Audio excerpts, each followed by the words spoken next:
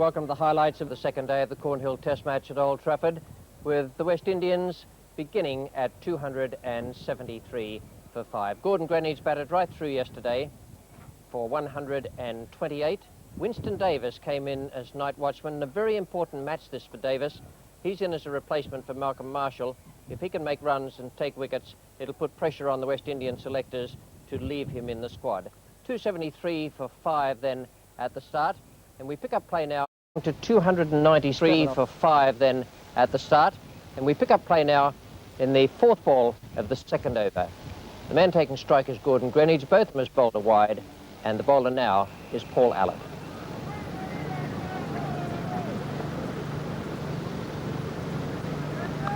That's over the top of slip.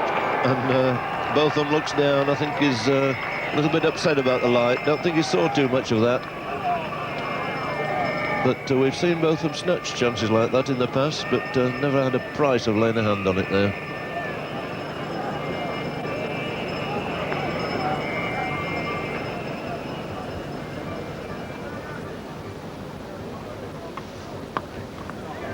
There's a good stroke. Absolutely square of the wicket, so much so that Don Oslier had to leap out of the road. That ball will have only pitched literally a couple of inches towards the leg side off Paul Allen's intended line, and that's cost him 4 runs. Well, I've heard a great deal, I think, this season about Viv Richards, what a magnificent player he is, but slowly coming to the conclusion that this fellow Gordon Greenidge is very far behind.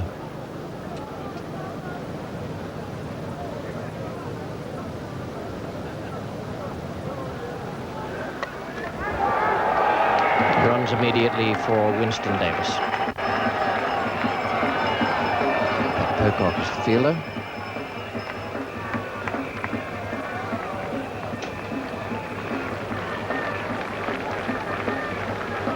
No change in this attack. Still be Allett from the Warwick Road end, and a very competent night watchman facing. Really, he's been playing it with a stick of rhubarb out there.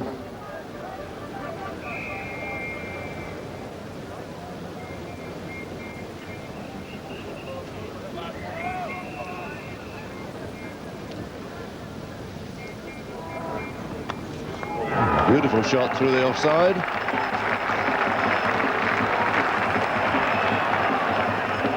And some great work in the field.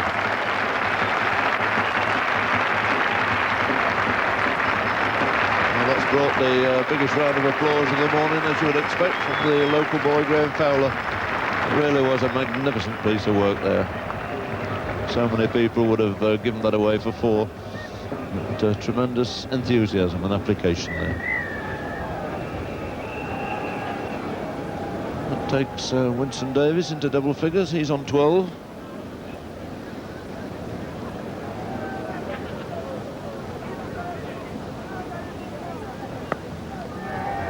And again, that's beautifully timed, clipped away through mid-wicket.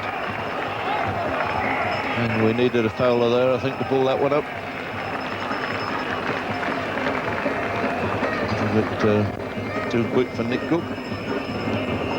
So Greenidge rolls into the 140s, 142 to his name.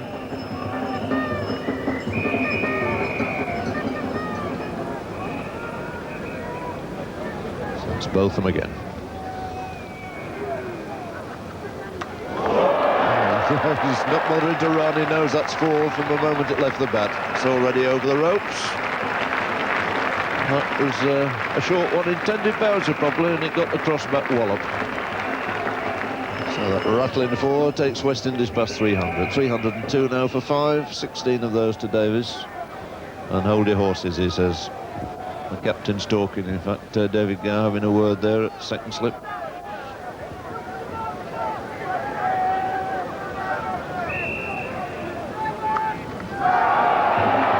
Decided to play that a little bit more elegantly.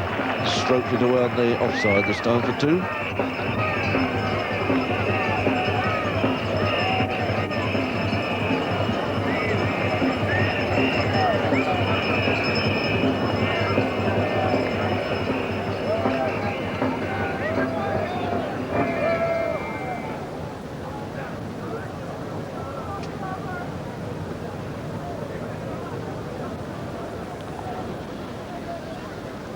Tries another one. He's guided that over the top of slips for 4. Well,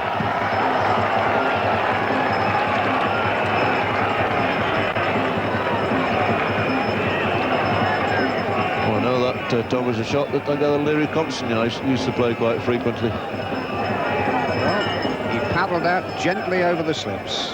No danger at all. It looked a quite deliberate shot. And he's raced on to 22. Looks as though we've got a bowling change now with Allett 3 for 71 coming off and giving way to Norman Cowns.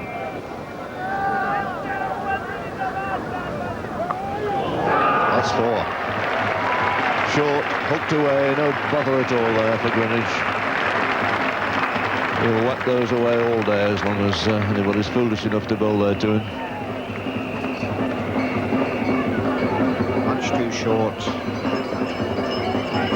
especially to a man in form like Gordon Greenidge.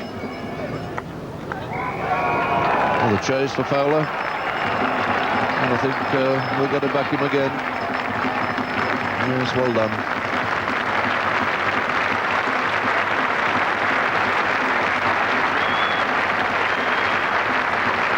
So 151 on the board now for Gordon Greenidge. And surely on the way to another double century.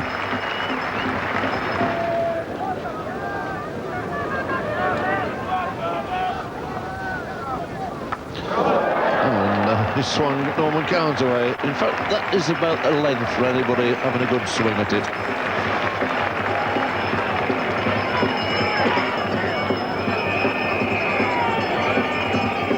Not that bad a ball. But the big heave.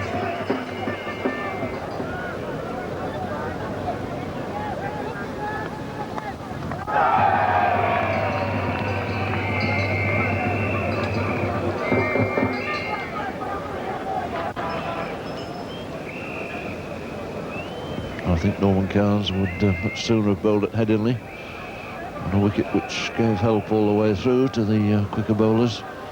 And on this, which has done really absolutely nothing for him. And Davis to face. And he's crushed him again. Full swing of the bat. Rattled it away for 4 more.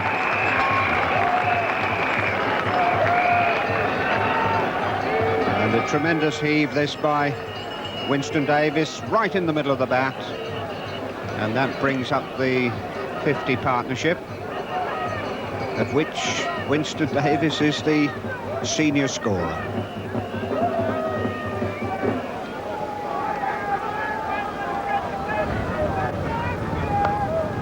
And he's just steered that away past slip again. That's 4 more.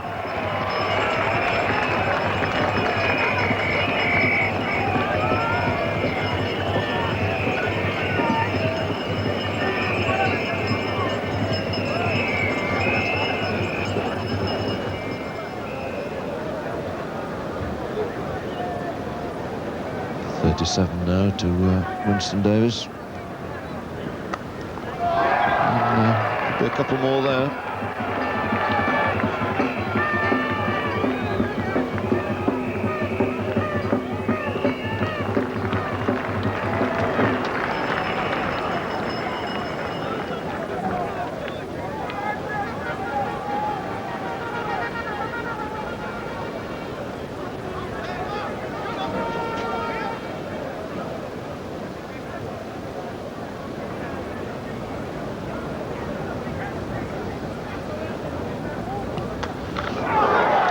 Shot. Pull that wide mid on, kept it down.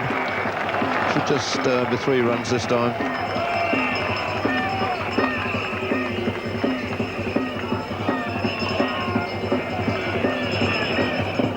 And another excellent shot here.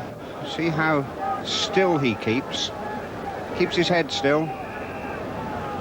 Well, Nick Cook is coming on from the Warwick Road end, busy sorting out his field. Decides at the moment. There's a very deep mid-wicket out on the boundary. There's a deep square leg. Both of them stays at slip, is about to be joined by Gar plus a short leg. And, if he does decide to have a swing, it's a brave man at short leg there.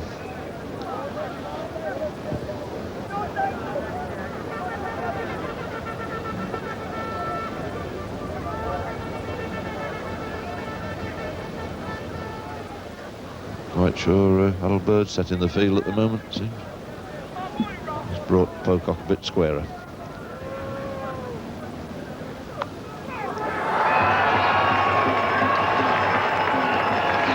Well, all that elaboration on the lakeside field, short one outside the off stump, and that's whacked away for 4.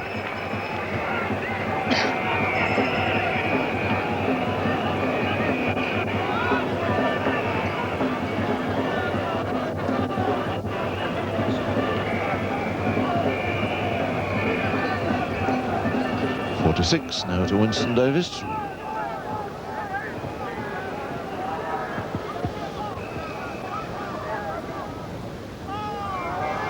Chuds that very finely. Couldn't have been missing by more than an inch or so. I think we'll find this is very close indeed. About an inch at the most. One more run added to take the score at lunch up to 342 for 5. 47 minutes lost in that pre-lunch session because of bad light. Greenidge 151 and Davis 47 not out. What about that from a young man who needed runs today to keep himself in this West Indian squad? A very, very good performance for a man listed to come in at number 11. Well, play began promptly after lunch. We pick it up now with the second ball of the second over. Pat Pocock is the bowler and Greenidge is taking strike.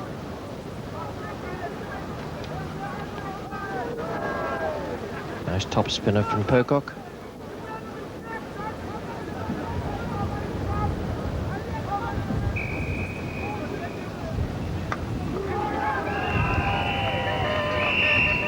And we haven't had a wicket by a slow bowler yet, but of course they would only really expect to come into their own in the second innings if there is a second innings. That's the problem.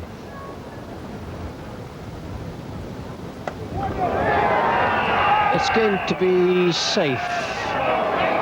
Just a yard in it for Chris Broad. He made good ground. But it also gives Winston Davis his half-century. And that is a very good innings from the man listed to come in this West Indian lineup at number 11.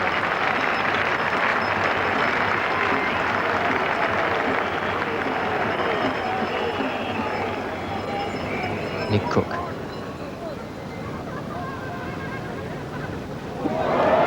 Well done, well fielded. Saved runs there, Ian Botham. Just flicked Downton's gloves on the way through.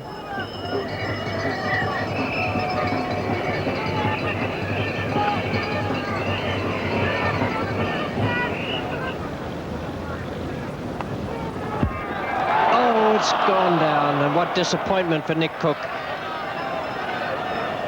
They're never easy, but it was straightforward enough to Alan Lamb, away to his left-hand side. Winston Davis didn't really get hold of it properly.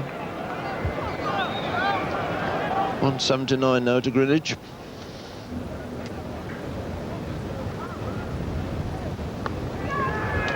A typical Greenidge shot.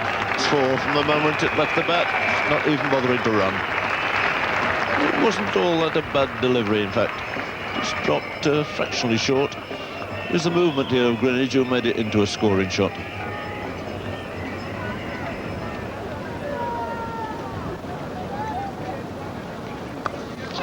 That's beautifully placed. Well, a very classy shot there by Greenidge. Knew what he wanted to do with that ball, picked his spot perfectly. And it's 4 more and the 400 comes up. 400 on the board for the loss of 5 wickets, with Greenidge now just 3 away from 200. So Pocock to bowl again. Greenidge on 197. That's the one he's looking for. That's going to bring him 200. Davies has sprinted the second. He's going to turn round now. Here he comes. Up goes the bat, and Gordon Greenidge, for the second time in this series, has gone on to a double century. A simply magnificent performance, and Pocock the first to shake him by the hand. Really has developed into certainly one of the best players in the business. So exactly 200 out of 408 for 5. 502 minutes he's batted, been there ever since the start, seen 5 wickets fall, and I can't recall him giving a chance. And Norman Cowans has got the job now. Try and break this partnership. There's the full toss, that's 4 runs. A nice friendly delivery. And we might well see another spurt from Winston Davies now. It really was an excellent shot, because they're not that easy to pick up. But he hit that like a rocket. I think one of the Dodgers would have been proud of that, Tom. Face guards, helmets. Still the batsman manages to get through. I think one of the Dodgers would have been proud of that, Tom. Face guards, helmets. Still the batsman manages to get through.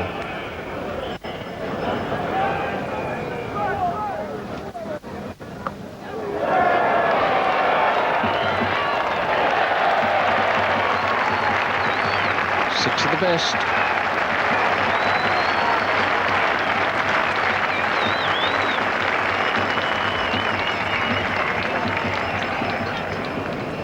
And an umbrella or two up at the moment. Coming up towards tea time, 25 past 3 now. Tea at 3:40. It's only a very, very light drizzle.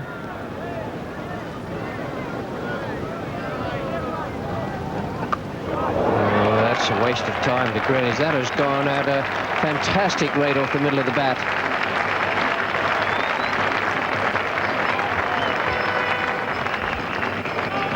And this is the best hook shot of the day, because look at the footwork. He's really moved on to that. 4:37 for 5. They've seen no English success. Here's Pocock. Bowling. And he thoroughly deserved that, Pat Pocock. At long last, he might say. And in fact, he's probably saying so. What a good innings from Winston Davis. Within 23 of his century. That might sound a lot, but it's a great achievement for a number 11 to come in as night watchman yesterday evening and bat right through until just before tea the following day. Must be a very pleased young man. Brought into the side in place of Marshall, who was injured, and out now at the 77, bowled by Pat Pocock, who thoroughly deserved a success. And one of those innings that will be remembered any time a tail-ender or a night watchman comes out and does something similar. They say, well, remember Winston Davis at Old Trafford in 1984. Geraldine Baptiste is the new man. Coming out with a slight drizzle, wearing spectacles. It looks as though he's just been out in the nets for 2 hours. Going to look for 4. Well, that's good running if he makes it. 4 to the cover boundary. There's a man who's fresh and eager to get at it. Gordon Greenidge, on the other hand, is still running very quickly, although he's made 214.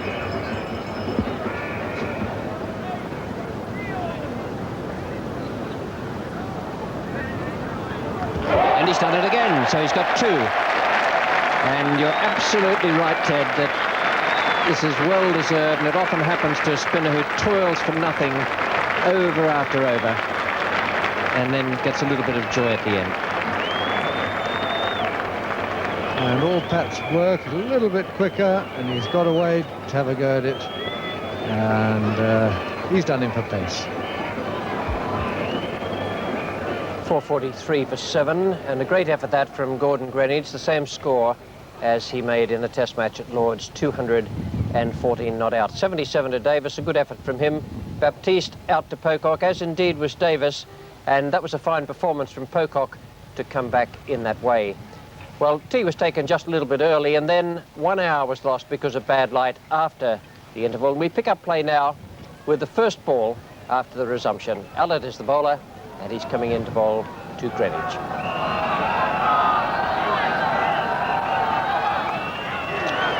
Tickled away down the long leg for a single. Takes Gordon Greenidge on to 215. So just going past that undefeated double century at Lord's is highest score in Test cricket.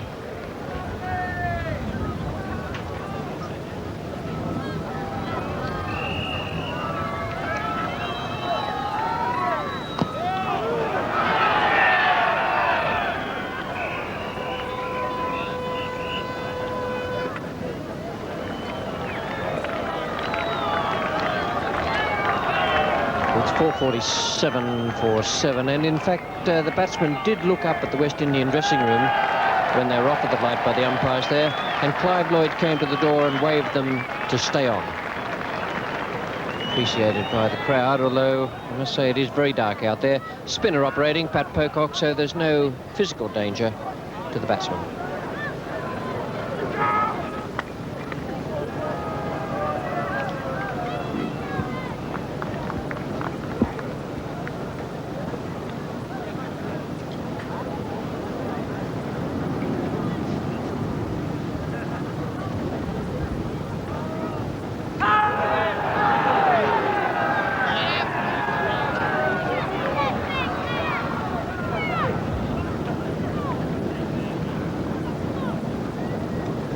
Sweeping.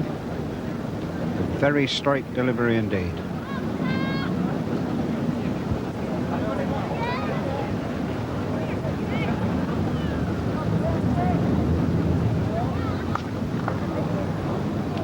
Four runs, misfield, one of the rare ones by Nick Cook. Fielding at mid-on, and 4 more to Gordon Greenidge. Good shot. Misfield now takes West Indies on to 452 for 7. And it's Pocock bowling to Harper.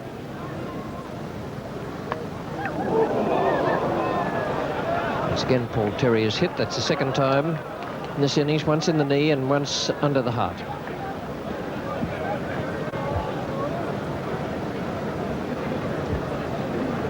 And slow and short.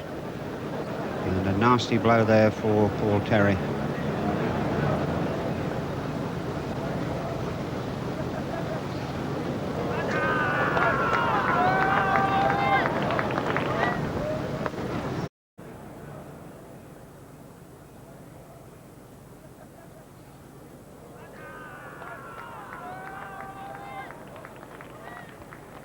Four more to Harper, the sweep shot this time, and he goes on to 12.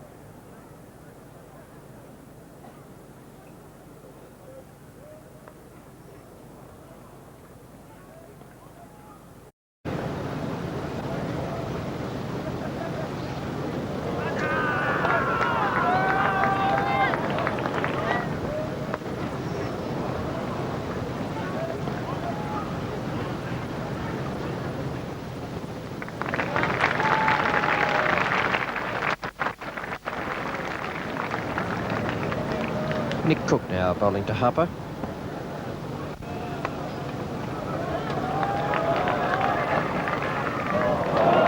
Oh dear, another misfield. That's 2 in this little session leading up to the 7 o'clock finish. First of all Cook and then Cowans. Cook this time the sufferer. 470 for 7 now, and Harper's gone on to 17. Norman Cowans, man going round at deep backward square, and got his hands to that, but it just flipped away over the boundary.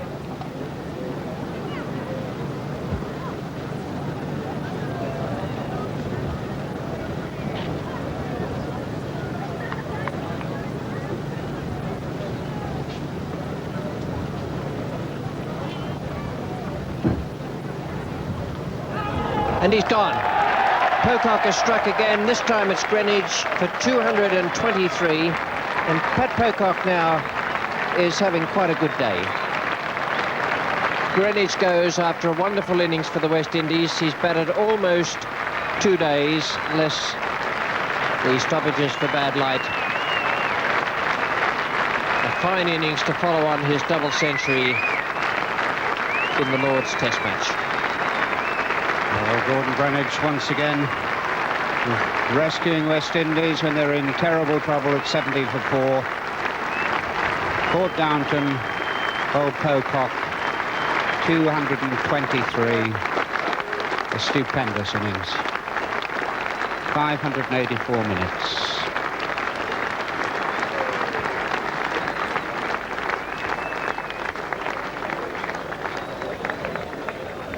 And here's the dismissal. That just drifting on. And Gordon Greenidge going for the late cut, just getting an outside edge. Well taken by Paul Downton.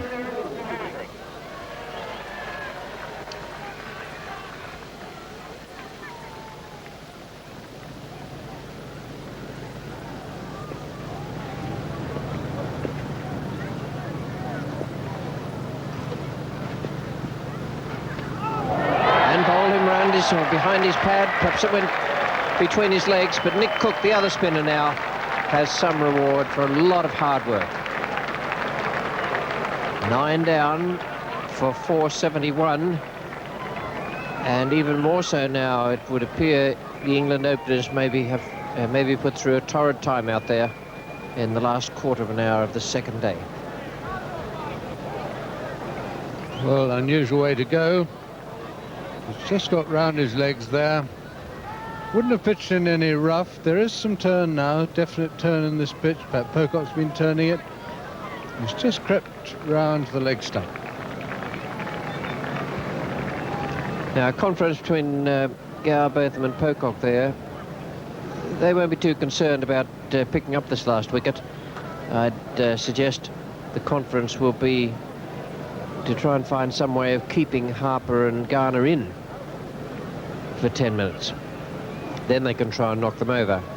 But in the meantime, it'll be a question of trying to bowl tightly, not take the last wicket, so that Fowler and Chris Broad aren't put through the hoops for 3 overs by Garner, Holding and young Winston Davis. Pocock now to Harper.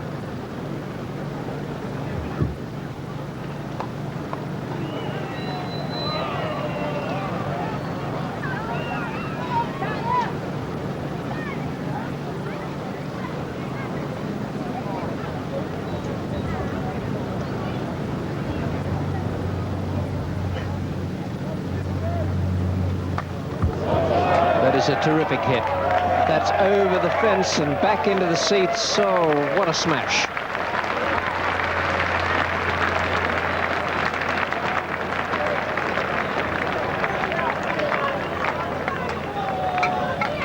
Well, Harper's been probably thinking about that. 500. Well, Harper's been probably thinking about that for a few overs and just waiting for the right ball. And that one he really released, let it go. He's hit that way up into the bleachers.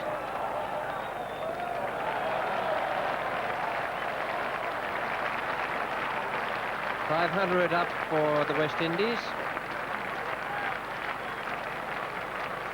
First time they've gone past. Well, Harper's been probably thinking about that. 500 up for the West Indies. First time they've gone past 500 on this ground since 19 63. Well, we've been all waiting for Joe Garner to really release the full swing. He certainly let that one go. A wonderful sight. And that's beautifully caught by Paul Terry. He's been hit twice in that position there, and yet he was still going forward at the end of the innings, and well bowled for Pat Pocock. 4 wickets to him, picking up Joe Garner right at the end.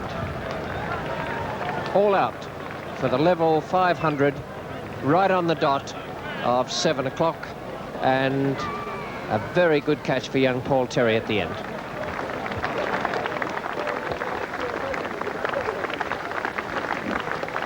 Got a firm stroke there, and very well caught. His hands were going back. Did everything right, young Paul Terry. Yes, a fine catch and very good bowling from Pat Pocock, who finished up with 4. But the innings dominated by Gordon Greenidge, 223. Davis, a very good knock for 77, and a good innings there from Roger Harper, 39 not out. England worked very, very hard with the ball, both them 2 wickets. He was expensive today. Allett 3, Cook 1, and Pat Pocock, I thought, bowled very well indeed on his return to Test match cricket. 45.3 overs, 14 maidens, 4 for 121. The dominant figure crowd in, though. His card, just a reminder, 4. But the innings dominated by Gordon Greenidge, 223. Davis, a very good knock for 77, and a good innings there from Roger Harper, 39 not out. The dominant figure, though, out there today, Gordon Greenidge. He made a double century at Lord's and a double century here. His stroke play was quite memorable on both occasions. Today's innings is on the left as you look at your screen. Lord's, the different shaped ground, on the right. And the remarkable feature, I think, is that both innings have been scored in pretty much the same way. He was very strong on the drive, a great cutter, as we know, and he's forcing the ball away off his pads at both ends, but he's hardly hit anything away through extra cover in either game. He's a very straight player, strong off the pads, and very good square of the wicket on the offside. And for him, today has been very, very memorable, because he became one of the few players in the history of the game to hit a double century twice in a Test match series.